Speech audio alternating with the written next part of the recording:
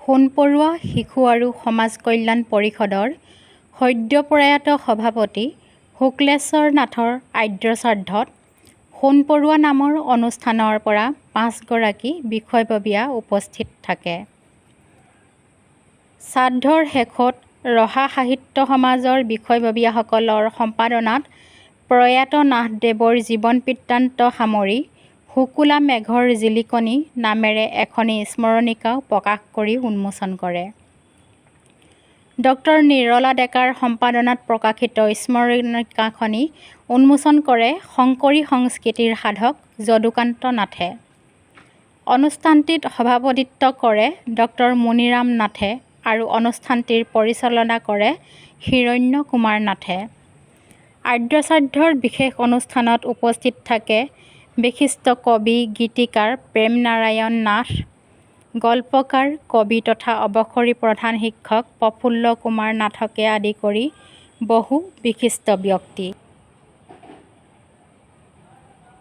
প্ৰয়াত নাথদেৱৰ সহধৰ্মণী সোণালী দেৱী, পুত্ৰদ্বয় অনুৰাগ শিৱম, সপ্তৰাগ শিৱমেও পিতৃৰ বিয়োগত এগৰাকী ভাল ফ্ৰেণ্ড এণ্ড ফিলচফাৰ হেৰুৱাই মৰ্মাহত হোৱা বুলি মন্তব্য কৰে। কাৰ্যকৰী সভাপতি বিশিষ্ট লেখিকা ড নন্দু দত্তৰ সভাপতিত্ব সোণপৰুৱা প্ৰতিষ্ঠাপক সভাপতি বিশিষ্ট সাহিত্যিক সদ্যপ্ৰয়াত মাননীয় শুক্লেশ্বৰ নাথৰ পুৰণি বৰ্তমান জগতত আমি মায়াৰ মাজত আবদ্ধ সকলোৱে সদায় জন্মৰ লগত চিৰন্তনভাৱে যিটো বস্তু আহে মৃত্যু, সেই মৃত্যুত আমি আমাৰ এই মায়াৰ মাজত আবদ্ধ হৈ আমি জীৱই দুখ কৰোঁ, সুখ কৰোঁ। এয়াই হ'ল এটা চিৰন্তন কথা। কবিসকলে ইয়াকে কিছু এটা শিল্প, জীৱনৰ কঠিন শিলকতা নিৰ্লোভ ভাস্কৰ্য। সমীপৱৰ্তী বাপুজীপথ নিবাসী কবি হাস্যব্যংগ লেখক শ্ৰদ্ধাৰ শুক্লেশ্বৰ নাথদেৱৰ আকস্মিকভাৱে হোৱা পৰলোক প্ৰাপ্তি আমি সকলো শোকান্বিত হওঁ। তেখেতৰে মহাপ্ৰয়াণত পৰিয়ালবৰ্গৰ মৰ্মান্তিক শোকৰ সৈতে আমি সোণপৰুৱা শিশু আৰু সমাজ কল্যাণ পৰিষদ অসমৰ পৰিয়ালবৰ্গৰো অতিশয় শোকাভিভূত হৈছোঁ। সেয়েহে তেখেতৰ বিদেশী আত্মাৰ চিৰশান্তি কামনাৰ্থে সোণপৰুৱাৰ প্ৰতিগৰাকী সদস্যই ভগৱানৰ ওচৰত প্ৰাৰ্থনা জনাই শোকসন্তপ্ত পৰিয়ালবৰ্গলৈ সমবেদনা জ্ঞাপন কৰিলে। উক্ত সভাত সোণপৰুৱাৰ উপদেষ্টা সমাজবন্ধু ছাজন ভূঞাই আৱেগিকভাৱে প্ৰয়াত নাথদেৱক স্মৰণ কৰে। বিশিষ্ট সাহিত্যিক সমাজসেৱক শোভন কুমাৰ মেধিয়েও তেওঁৰ একাধাৰে কৰ্মক্ষেত্ৰ আৰু কাব্য চৰ্চাৰ সমান্তৰালভাৱে চলাই নিয়াৰ কথা উল্লেখ কৰে। নীলাক্ষী চাং কাকতিয়েও সৰুৰে পৰা লগ পাই অহা ব্যক্তিজনৰ স্মৃতি ৰোমন্থন কৰি অধিক আৱেগিক হৈ পৰিছিল। তেখেতৰ সহকৰ্মী হেমচন্দ্ৰ দাসেও তেখেতৰ স্মৃতি ৰোমন্থন কৰে। অনুষ্ঠানত কেইবাগৰাকী সদস্যই নাথৰ পৰিয়ালৰ নাথ ডাঙৰীয়াৰ কাৰ্যকাল তথা তেখেতৰ সান্নিধ্য ৰোমাল সময় সোঁৱৰণ কৰি তেখেতৰ মৃত্যুৰ এই অনুষ্ঠানৰ বাবে অতি ক্ষতিকাৰক তাকে আলোচনা কৰি বক্তব্য আগবঢ়ায়। তেখেতৰ আকস্মিক মৃত্যুৰ শোকাভিভূত সদস্যাই তেওঁৰ জীৱন কীৰ্তি আলোচনা কৰে।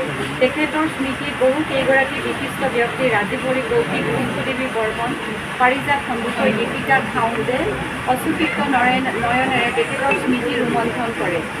তেওঁৰ অকাল মৃত্যুত কায়িকভাৱে সোণপৰুৱাৰ মজিয়াৰ পৰা তেওঁক আঁতৰাই নিলে যদিও চিৰদিনেই সোণপৰুৱাৰ তেওঁৰ স্মৃতিৰ কুঁৱলী থাকিব বুলি সম্পাদক উষামণি শইকীয়াই কয়।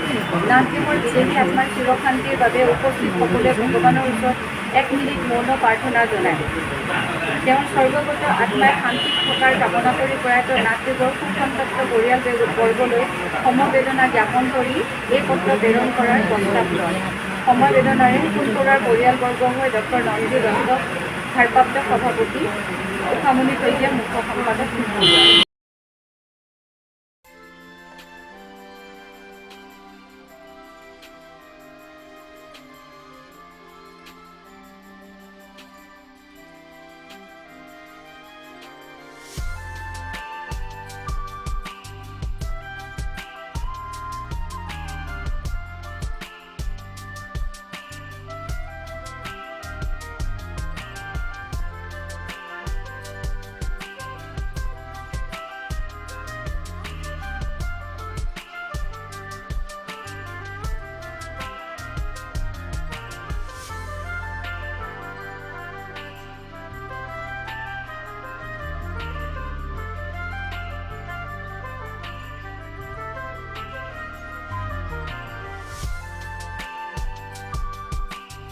সকলোকেইটা শৈক্ষিক জীৱনটো ইয়াতে আৰম্ভ হৈ সিহঁতে ডাঙৰটোতো ইঞ্জিনিয়াৰিং ইয়াৰ পৰাই পঢ়িছে।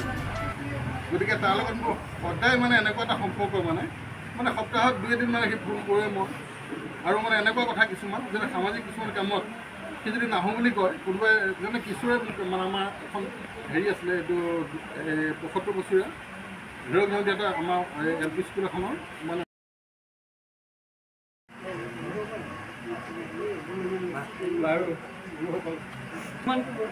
আছিল।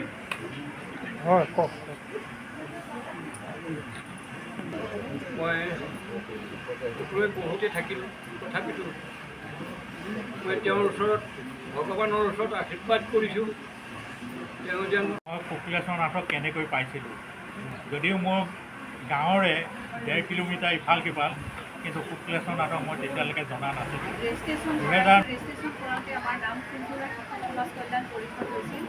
এই পৰিষদক আগুৱাই নিবলৈ দাদাই যথেষ্টখিনি কাম কৰিছিল। আমি কেনেদৰে কাম কৰিব আগুৱাই যাব লাগিব, কি কৰিলে ভাল হ'ব, তেখেতে সভাপতি হিচাপে বৰ নিষ্ঠাৰে আমাক গোটেই দায়িত্বখিনি শিকাইছিল। এগৰাকী সম্পাদকৰ দায়িত্ব কি মোক সেয়াও বুজাইছিল। মুঠতে এগৰাকী ভাল দায়িত্বশীল ব্যক্তিক আমি হেৰুৱাই সোণপৰুৱাৰ মানুহখিনি দুখিত হৈছোঁ। জানিবলগীয়া থাকে, উত্তৰ পুৰুষে বহু কথা বুজিবলগীয়া থাকে, তাৰ পৰা জ্ঞান আহৰণ কৰি নিজৰ জীৱন সজাই তুলিবলৈ সুবিধা থাকিব পাৰে। তেনেলোকৰ কাৰণে এখন স্মৰণিকাৰ প্ৰয়োজন হৈ পৰে। আৰু এনেকুৱা এটা মহৎ চিন্তা কৰিয়েই পৰিয়ালৰ অনুৰোধ ক্ৰমে শ্ৰদ্ধাৰ প্ৰফুল্লনাথ দাদাই ব্যৱস্থাপনা কৰি আমাৰ সকলোকে এই কামভাগ কৰিবৰ কাৰণে দাদা প্ৰায়ে উপস্থিত আছিলে। আমি বিভিন্ন কথা পাতিছিলোঁ, বিভিন্ন বিষয়ত আলোচনা কৰিছিলোঁ, শেষত ফটো উঠিছিলোঁ, বিভিন্ন আমোদজনক কথা হাঁহি ধেমালিৰে তেখেতে খুব হহোৱাইছিলে আমাক। গতিকে কথা বাইদেৱে কৈ যোৱাৰ দৰে কৰোৱাটো যিহেতু আমি বৰ্তমানৰ সভাপতি বিশিষ্ট লেখিকা ডক্টৰ নঞ্জু দত্তই প্ৰেৰণ কৰা বাৰ্তা সম্পাদকে সকলোৰে জ্ঞাতাৰ্থে অৱগত কৰে যে সভাপতিৰ অৱৰ্তমানত তেখেতৰ পৰিবাৰ তথা পৰিয়ালটোক ভৱিষ্যতে সোণপৰুৱা নামৰ অনুষ্ঠানটোৰ লগত জড়িত হৈ থাকিবলৈ অনুৰোধ জনোৱা হ'ল। তেখেতসকলে আয়োজন কৰা অনুষ্ঠানত সোণপৰুৱাৰ মঞ্চৰ পৰা প্ৰদান কৰা শোক প্ৰস্তাৱ এটিও পাঠ কৰি দিয়া হয়। তাৰ পৰা আকৌ কি কয় এইটো হেৰি কৰে, এইটো কি কয় সৰু সৰু নাটক চাটক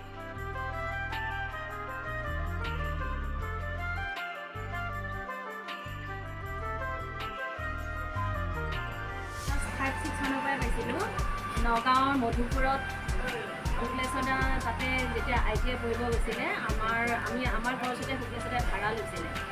আগতে শিয়ালমাৰী বুলি কৈছিলে, এতিয়া মধুপুৰ মিলনপুৰৰ ওচৰতে। তাতে শুক্লেশ্বৰ দাই ITI ক্লাছ কৰিব যায়।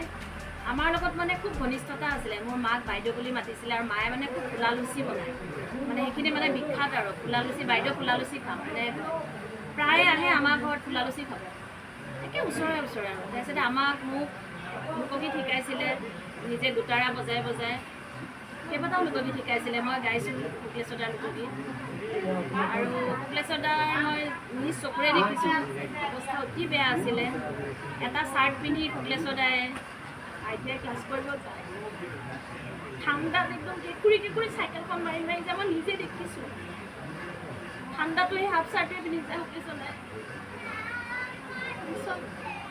খুব দুখ লাগে। আমাক ৰামায়ণ মহাভাৰতৰ কথা শিকাইছিলে, তেতিয়া TV নাছিলে। ৰামায়ণ মহাভাৰত ঘড়ী চাব শিকাইছিলে, কাপোৰ চিলাইছিলে, টেবুলত মাক চিলাই দিয়ে, কাপোৰ চিলাই দিয়ে মাক। আমাৰ ঘৰখনৰ লগত বহুত ভাল আছিলে আৰু বহুত মৰমো কৰিছিলে। তাৰপিছত বহুত বছৰ যোগাযোগ নাই শুক্লেশ্বৰ দাৰ লগত। যেতিয়া ফেচবুকত মই পালোঁ দাদা, পাই পেলাই ফ্ৰেণ্ড পতাইছে। তাৰপিছত কথা পাতোঁ, ফোনৰ নাম্বাৰ ল'লোঁ, বৌৰ লগতো কথা পাতোঁ প্ৰায়। তাৰপিছত ৰাতিপুৱা সদায় পুৱাৰ বাৰ্তা পঠায়, কেতিয়াবা ৰাতিপুৱা 5টা বজাত 4:30 পঠায় পুৱাৰ বাৰ্তা। সদায় পঠায়, কোনো দিন মইহে কেতিয়াবা ৰিপ্লাই দিব নোৱাৰোঁ, গা চা বেয়া থাকে। শুক্লেশ্বৰদাক কওঁ যে দাদা বেয়া নাপাব, আমি ৰাতিপুৱা আমি উঠিয়ে কামত ধৰোঁ, গতিকে মোবাইল ইমান চোৱা নহয়। কৈছে একো নাই, মই চবকে পঠাই দিওঁ, বাকী ৰিপ্লাই পাই নাপায় সেইটো মোৰ কথা নহয়, মই চবকে দি দিওঁ। সোমবাৰে মই পঠাইছোঁ শুক্লেশ্বৰদাক শিৱৰ ফটো এখন, 2টা বজাত মোক নমস্কাৰ চিন এটা দিছে। তাৰপিছত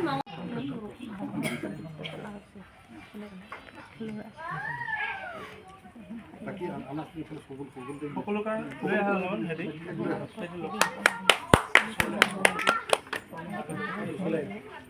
ওচৰলৈ